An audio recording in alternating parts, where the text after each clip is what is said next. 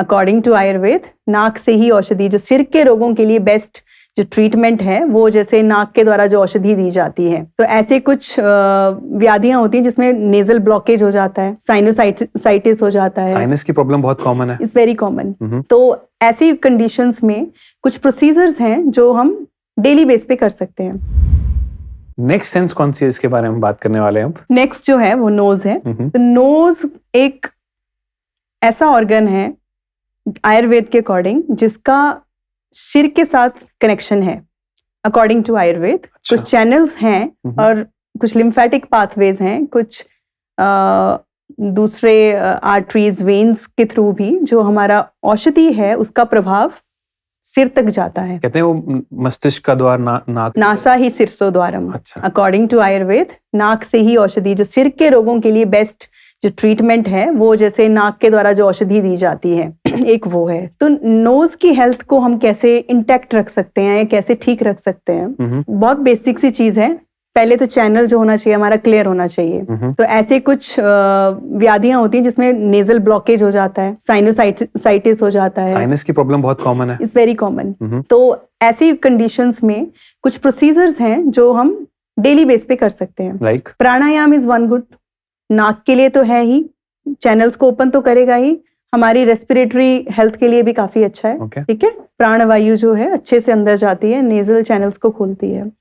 दूसरे कुछ प्रोसीजर्स हैं जिसमें नस्य जो है सबसे इंपॉर्टेंट है। नस्य जो है मुख्य पंचकर्म में भी आता है और इसको डेली बेस पे घर पे भी किया जा सकता है। जैसे कि बताया गया है कि कुछ तेल हैं, जैसे अणु तेल है, एग्जाम्पल मैं बता रही हूँ, या कुछ ऐसा अदर कोई रिकमेंडेड ऑयल है, या सिंपल तिल का तेल है, या सिंपल गाय का घी है।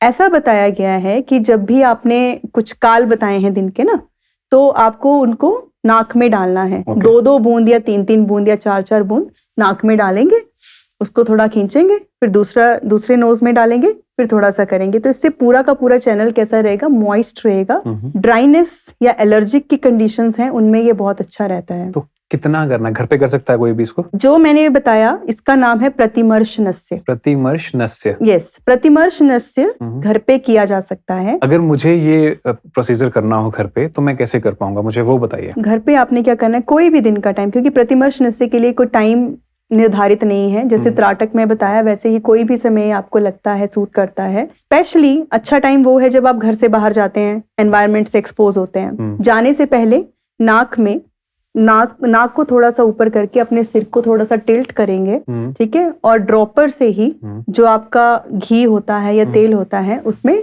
4-4 बूंदे डाल के इसको किया, इनहेल करा, जब तक वो गले में ना लग जाए। कौन सा तेल बताया आपने इसके लिए? तिल का तेल सिंपल, क्षीर बला तेल, ठीक है, अणु तेल, षडबिंदु तेल, या फिर सिंपल गाय का घी।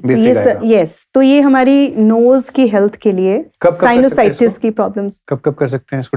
डेली बेस पे किया जाने वाला प्रोसीजर है, लेकिन इट्स नॉट पॉसिबल ना कि पूरा साल आप करेंगे। स्पेशली ऐसी सीजन्स में आप इसको करिए जब चांसेस ऑफ एलर्जिक, किसी को एलर्जी हो जाती है, किसी को नाक में ठंडापन लगता है, किसी को सूंघने की प्रॉब्लम आती है, वात व्याधि।